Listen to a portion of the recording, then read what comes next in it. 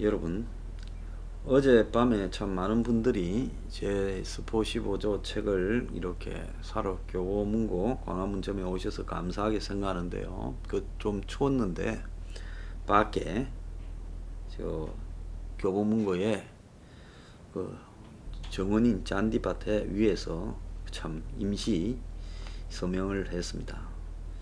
자, 그런데 그 줄은 그래도 참 의미 있는 줄이지만은 서울의 전세난이 심해지면서 전세 매물을 한 곳을 보려고 아파트 복도에 9명이 줄을 서는 풍경이 지금 벌어졌다는 거예요. 그래서 가족이 전셋집을 보러 갔다 왔다고 지금 인터넷에 글이 올라오며 9팀이 줄을 서서 들어갔는데, 주차장 들어가는데 사람들이 줄을 지어 이동하더라. 집 앞에서 순서대로 들어갔다 나왔다. 그리고는 부동산 가서는 계약할 사람 손들어 보세요 해서 5명이 지금 계약하겠다 나와가지고 가위바위보 해가지고 제비뽑기 해서 당첨된 분이 계약을 했다. 저희 오빠는 꽉 나와서 허무하게 돌아왔다. 자, 그러면서 심지어 조건이 현재 세입자 이사 시기가 정해지지 않아서 그 사람이 이사 가는데 무조건 다 맞추어야 할 수 있다라는 이런 조건이란 거예요. 그러니까 계약을 해도 언제 갈지 모르는, 한마디로 이 완전히 어린 계약 조건이죠. 요즘 전세 씨가 말랐다 해도 이 정도일 줄은 몰랐는데 지금 이사 준비하시는 분들 정말 힘들겠다. 어마무시하다. 이렇게 글을 올렸습니다. 자, 그래서 지금 전세 부족으로 세입자 경쟁이 심해지고 있어요. 서울 전세 수급 지수가 191을 기록해서 역대 최고치에 접근하고 있다는 거예요. 한 사람은 저도 전셋집 구하러 다니는데 난생 처음 줄 서서 전세 살 집에 입장해봤다. 앞 사람 4년 전셋집에 방충망 다 찢어지고 도배 찢어져도 집주인은 아무것도 안 해준다 해도 매매가의 전세가가 지금 거의 비슷하게 갔다. 이렇게 말을 합니다. 저도 오늘 아침 출근길에 또 한 분이요, 이사를 가는 거를 못 기억했는데 참 마음이 착잡했습니다. 그래서 지금 전셋집 보려고 줄을 서는 이런 일들이 지금 서울 시내에서 지금 되고 있습니다. 집값이 안 오른다 했는데 7년째 찐 서울 집값이요, 이제 강북이 더 올라서 강남을 앞질렀다고 합니다. 서울 전체가 다 오르고 있어요. 그동안 싼 데가 더 오르고 있습니다. 올해 들어서 집값이 9% 올랐고 노원구가 15.2%가 올랐다고 하는데 실제 집값 상승은 이것보다 훨씬 심하겠죠. 홍남기가 이제 자기가 있는 집에서 쫓겨나게 생기고는 전세난을 몸새 처음 하고 전세가 상승을 대해서 무섭게 받아들인다. 이렇게 말을 했습니다. 자, 최근에 거래가 별로 없는 거래 중에서 간간히 거래되는 거에 신고가를 기록하고 있다라는 이야기도 나오고 있습니다. 자, 이제 이게 정권의 실수와 이제 투기 수요, 그리고 엄청나게 저리로 풀린 돈들, 이런 게 아무리 규제를 해도 그야말로 집이 돈 된다고 이렇게 돼가지고 3개월 만에 오늘 아침에는 2억이 상승했다. 이게 강남이 아니고 노원구 중계동에 84평방미터, 84평방미터면 20한 7, 8평짜리 아닙니까? 이 아파트가 12억에 거래되었다고 지금 이야기가 나오고 있습니다.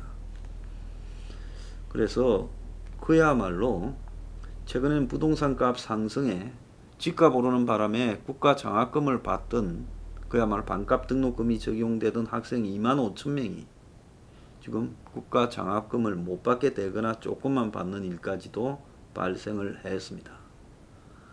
그래서 집값 상승 여파가 청년 세대에게 정면으로 타격을 입혀가지고 서울의 내 집 마련 기간이 40대는 3.4년, 50대는 3.2년 증가했다. 뭐 이런 보도가 나오는데요. 저는 이런 보도 나올 때마다 열받습니다. 실제로 못 사는 부분을 가지고 살 수 있는 기간이 더 증가했다. 사기 위해 준비해야 되는 기간이 더 증가했다라고 말을 하는 이런 부분이요. 웃기는 겁니다. 경제는요, 제가 봤을 때 그야말로 이 누군가가 이 부분에 바람을 잡게 되면 그때부터는 논리적으로 설명이 안 되는 상황으로 가게 됩니다. 부동산이나 주식이나 이런 것들은 경제가 호황일 때 부동산 가격도 같이 올랐다가 경제가 불황이 되면 부동산 가격이 떨어져야 됩니다. 제가 이제 사무실이 이 당도 만들고 해서 다른 데로 이제 옮기려고 최근에 많이 알아봤습니다. 한 군데 알아봐놓은 데가 있는데요. 그런 부분에서 이렇게 임대가 지금 이렇게 많이 나와 있고 비어 있는 사무실이 많으면 임대료가 내려가야 되는데 임대료요? 전혀 안 내려갔습니다. 집주인들이 세를 안 내고 비워놓고도 버티는 거예요. 그건 뭘 의미하겠습니까? 한국에 이 빌딩을 갖고 있는 사람들이 그만큼 임대료 몇 달, 몇 년 안 받아도 버틸 만한 사람들이다. 그래서 임대료를 인하하면 빌딩 가치가 내려가니까 안 내린다고 딱 버티는 겁니다. 그래서 들어오면 그만이고 안 들어오면 뭐 그냥 비워놓고 가겠다. 그런 사람들 대부분이 빌딩 한 채만 가진 게 아니라 여러 채를 가지고 그냥 속 편한 사람들입니다. 그래서 제가 정말로 이해가지 않는 부분들은 이런 지금 부동산 파동이 생기고 있는데 왜 대중들은 다 그냥 강 건너 불 보듯이 그냥 남의 일처럼 바라만 보고 있지 이 집값 문제에 대해서 근본적으로 국가가 지금 대책을 마련해라. 또 대중들 스스로가 이 집값 상승에 대해서 지금 이대로 가서는 안 된다 하고 싸우려고 하지 않는가 하는 겁니다. 집 없는 서민의 절규 김현미 파면 집값 돌려놔라 뭐 청원이 들어갔다는 거예요. 자, 대통령 약속대로 집값을 임기 초로 돌려놔라. 그래가지고 3,600명이 이 서명에 동의해서 집값 정상화 시민 행동이라고 하는데요. 문재인 정부에서 모든 국민들이 투기꾼이 되었다. 청와대와 민주당은 투기꾼의 과효과 조작 때문에 집값이 폭등했다고 주장하나 이는 국민을 호도하는 거다. 살림 걱정에 10원 한 푼 아껴 쓰던 가족, 가정주부도 직장과 일에 몰두해야 될 20, 30대 젊은 세대도 부동산 카페 회원이 되고 투기꾼이 됐다. 자, 그러면서 지금 잘못된 정부 정책의 예로 임대주택 등록 활성화 방안을 갖다가 이렇게 지적을 하면서 집을 사서 임대 사업을 해라. 세금은 없다. 라는 게 김현미 등이 약속한 이 대국민 정책 약속이었다. 그런데 왜 그거를 갖다가 이렇게 바꿨냐. 그래서 이 사람들이 이야기를 하는 것을 보면 근본적으로 집값을 해결하라고 지금 이 이야기를 한 게 아니라 제가 봤을 때는 막연한 그 얼마 전에 무슨 뭐 시무 18조인가 뭐 올린 그런 류의 글들 뿐이라는 겁니다. 그래서 이 집 문제에 대해서 이 문제를 제기하는 사람은 국가적으로 공급을 하라는 쪽으로 압축되어져야 됩니다. 그 외에 다른 방안요. 무슨 뭐 세금을 낮추어라 뭐 이런 집 문제에서 문제 제기하는 데는 그야말로 임대 사업하는 사람들의 문제, 투기꾼들의 문제, 자산가들의 문제 이런 것들이 다 뒤섞여 가지고 부동산 문제로 나오면서 정부 비판으로 나와요. 근데 거기에 진짜 집으로 피해를 보는 서민들이나 빈곤층이 놀아나면 안 되는 거예요. 딱 하나 이야기만 해야 됩니다. 지금 임대주택 늘린다고 공공임대주택 늘린다고 해결될 문제가 아니라는 거는 다 알고 있잖아요. 한마디로 집을 둘러싼 이거 뜯어먹는 구조가 이게 없어져야 된다는 겁니다. 투기꾼들이 뜯어먹고 재벌 건설회사들이 뜯어먹고 정치꾼들이 뜯어먹고 이 구조를 없애려면 국가적 주택 공급 하나밖에 없다. 이 문제로 압축해서 이야기해야지 그러지 않고 부동산 문제를 이야기하면서 정권 적당히 까고 김현미 까고 이게 김현미나 이런 사람 때문에 생긴 거예요. 사실 그런 문제도 아닙니다. 그리고 문가리가 무능해서 이것저것 쑤시고 또 문가리가 위선적인 행동 한편으로 저 패거리들도 다 부동산 투기하면서 잡는 척 쇼를 해서 생긴 문제지만 이 문가리 정권의 문제만도 아닌 한국의 기득권과 반기득권 사이의 문제라고 봐야 되는 겁니다. 그래서 이 집값 문제에 대해서는요. 복잡한 소리 하지 말고 국가적 주택 공급 하나만 이야기하고 하느냐 못하느냐를 보고 같은 패거리로 몰아야 되는 겁니다. 국민의 짐당이 문가리당을 집 문제로 비판한 데서 국민의 짐당은 문제가 없는 집단이에요? 이것들이 집권할 때도요. 무슨 뉴스테이 헛소리 하고요. 그리고 뭡니까? 집 사라고 은행에 돈 빌려가지고 부동산 업자들 위해 바람 잡던 놈들입니다. 그러니까 똑같은 것들이에요. 그래서 부동산 문제는 국가적 주택 공급 700만 원 이하에 공급하는 부분에 찬성하면 우리 편이고 반대하면 적인 거지. 이 부분을 복잡한 말로 정권 까는 척하면서 문제의 본질을 투기꾼의 입장으로 돌리든가 이상한 대로 트는 거는 저는 아니다. 이 부분을 여러분들이 명심해야 됩니다. 딱 한 개, 국가적 주택 공급해라 이겁니다. 각 대학의 대학 입시가 자율로 되면서 어떻게 걸리고 어떻게 떨어졌는지는 우리가 모른다. 그래서 시험 성적에 채점한 부분은 딱 등수가 나오기 때문에 속일 수 없지만은 그 외에 학생분이 학종인이 또 면접인이 이거 전부 사귈 거다. 그리고 저는 심지어 고등학교에서도 여러 가지 성적 조작이 들어간다. 이렇게 보는 사람입니다. 실제 그 사례도 있고요. 대학이 뽑는 이 신입생 입시 관리가 저는 전혀 공정하지도 않고 비리에 지금 덩어리일 거라고 생각하는 사람입니다. 철저하게 지켜보고 감시해도 비리를 저지르는데 대학의 자율권이 넘어가 있고 어떻게 뽑고 어떻게 하는지 모르는데 자 보세요. 민주화운동 유공자 서류 2010년 이전 거 연세대학 없앴다 했죠. 지난번에 조국 아들 문제가 되니까 또 그것도 이전 서류 없앴다 했죠. 그러니까 대학이 어떻게 애들을 뽑는가에 대해서 객관적으로 투명하게 만들어 놓지 않으면 전부 장난쳐서 뒷구멍으로 넣어주고 장난친다는 겁니다. 그런데 그런 게 나왔어요. 교육부가 불공정 학종 14건을 적발했는데 면접서 떨어진 학생을 점수를 조작해서 합격해줬다. 서울대는 서류평가 결과 무시하고 학업 능력 미달, 전원 탈락시켰다. 그리고 교사 추천서는 제대로 검증도 하지 않는다. 자, 그리고 고려대학은 수험생 중에 친인척 있는 위촉 사정관을 용인을 해줬다. 위촉 사정관 교육훈련 출석을 허위로 확인했다. 성균관 대학은 학종 서류를 입학사정관 1인이 이중어로 평가했다. 자, 건국대학은 추천서에 기재금지 위반사항, 즉 출신 고등학교 등을 갖다가 적으면 안 되는데 그걸 갖다가 조치를 취하지 않았다. 서강대학은 자녀 지원학과 논술 전형에 교수 채점위원을 위촉했다. 자, 이런 이야기들이 지금 나오고 있습니다. 심지어요, 학생부 종합 전형, 즉 학종에 이 원칙이 없다라는 겁니다. 자, 어떤 애들은 이 부모 이름을 직업을 쓰면 탈락인데 아빠가 기술자라 썼는데 합격됐고 어떤 애는 엄마 번역가라 썼는데 불합격됐다는 겁니다. 그래서 교육부가 학종 불공정도 또 6개 대학을 적발했다는 거예요.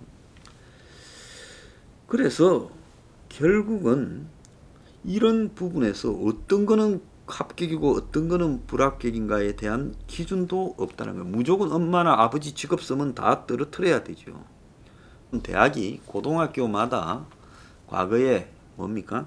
외고, 자사고 이런 걸 가지고 등급을 매겨 가지고 뽑는데 유리하게 작용한다라는 그런 게 있는데 그걸 찾는다고 감사를 했지만은 찾지를 못했습니다. 자, 그리고 합격자가 없다는 이유로 점수를 번복하거나 지원자 전원을 탈락시킨 사례도 나왔어요. 그래서 지금 대학 입시가 주먹구구고 엉망진창이라는 겁니다.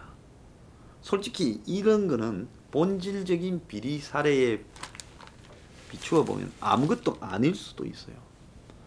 그야말로 지금 우리 사회의 조국이나 지금 이인영이쯤이나 그 이상급쯤 되는 대단한 사람 김두관이나 윤미향이나 이런 사람의 자식들은 대학에 들어가는 부분이나 자신의 캐리어를 가져가는 부분에서 얼마든지 반칙이 가능할 것이다 라는 게 분명히 우리가 충분히 예상되는 상황입니다. 그렇다면 대학 입시를 불만이 있다 하더라도요, 적어도 공정한 외형을 만들기 위해서 피해본다고 주장하는 사람이 나오는 불만은 깔아뭉개야 되는 겁니다. 그래서 시험 외에는 이제 대학 입시를 보는 부분에 어떠한 예외를 둬서도 안 된다. 시골이나 뭐 이런 데는요, 좋은 선생을 보내주고 교재를 지원해줘서 해결해야지. 거기라고 특혜 점수를 줘서는 안 된다는 것도 저는 봅니다. 그래서 딱 시험만으로 들어가게 해야 됩니다. 그런 쪽에 특혜 하나가요, 다른 수많은 돈 있고 권력 있고 빽 있는 사람 자식들이 100명이 들어갑니다. 그런 시골이나 가난한 사람 애 하나 넣어준다라는 명문하에 대학 입시를 공정 투명성을 무너뜨린 뒤에요, 100명의 부유한 집, 권력 있는 집의 자식들이 뒷구멍으로 들어간다는 겁니다. 그리고 학종인이 무슨 자기 소개서니 전부 사기인데 보지 않았습니까? 우리가 조국 자식 문제에서요. 그걸 왜 하는 겁니까? 학종이 무슨 필요가 있습니까? 대한민국에 자기 소개를 할 만큼, 학종을 할 만큼 정말로 전인 교육이 이루어지고 있습니까? 진짜 그렇게 하려면요, 학교 내신을 없애버리면 됩니다. 고등학교 3년을 놀다가 그냥 나는 대학을 안 좋은데 가든지. 그래서 고등학생끼리는 경쟁시킬 필요 없어요. 내신 필요 없어요. 공부를 학교에서 뭐 공부하든 안 하든 관계없이 대학 갈 때 시험을 한 3번 쳐서요, 평균으로 가면 되지 않습니까? 그러지 않습니까? 그래서 내신 필요 없다는 거예요. 그래서 성적만으로 가게 해야 된다. 그렇지만은 열악한 농촌 지역이나 가난한 집 애들한테는 공부를 할 수 있는 이 정부가 학원을 다닐 쿠폰을 주든지 아니면 교재를 사가서 주든지 좋은 선생들을 우선으로 배정해 주든지 이런 방법으로 지원을 해야지. 거기에 한두 명이 뒷구멍으로 들어갈 수 있도록 그걸 특례 지원이라고 하면서 수많은 지금 불법을 만들어내는 이런 일은 없어야 된다. 오늘날 입시가 이 모양 이 꼴이 된 거는 처음에 가난한 사람, 농촌에 있는 애들 넣어주겠다고 해놓고는 실제로는 부잣집에 빽 있는 서울 강남에 애들이 들어가는 원인이 됐다는 겁니다. 자, 이 서포 15조에요. 다 담겨 있는 내용입니다. 집은 국가적 주택 공급 말고 대안을 없습니다. 저도 엄청난 생각을 해봤는데 임대주택도 안 돼요. 국가적 주택 공급을 해야 된다. 700만 원 이하예요. 그리고 대학은 무조건 시험 쳐서 가야 된다. 그 외에 대안은 없습니다. 세상이 어떻게 변하고 어디로 가고 있는가, 그리고 우리는 무엇을 해야 할 것인가, 이런 내용들이 이 책에 담겨 있습니다. 이 서포 15조가 파도가 치고 태풍이 부는 이 세상에서 여러분들이 안전하게 이 항구로 무사히 살아서 도착할 수 있는 보호막이 되기를 바라는 심정으로 이 책을 썼습니다. 자, 여러분들이 이 책을요 잘 숙지하고 또 이 책에서 나온 내용을 가지고 전부가 공감대를 형성하면서 같은 생각을 가져야 똑같이 같은 노력으로 변화하는 새로운 세상도 만들어낼 수 있다, 이렇게 생각합니다.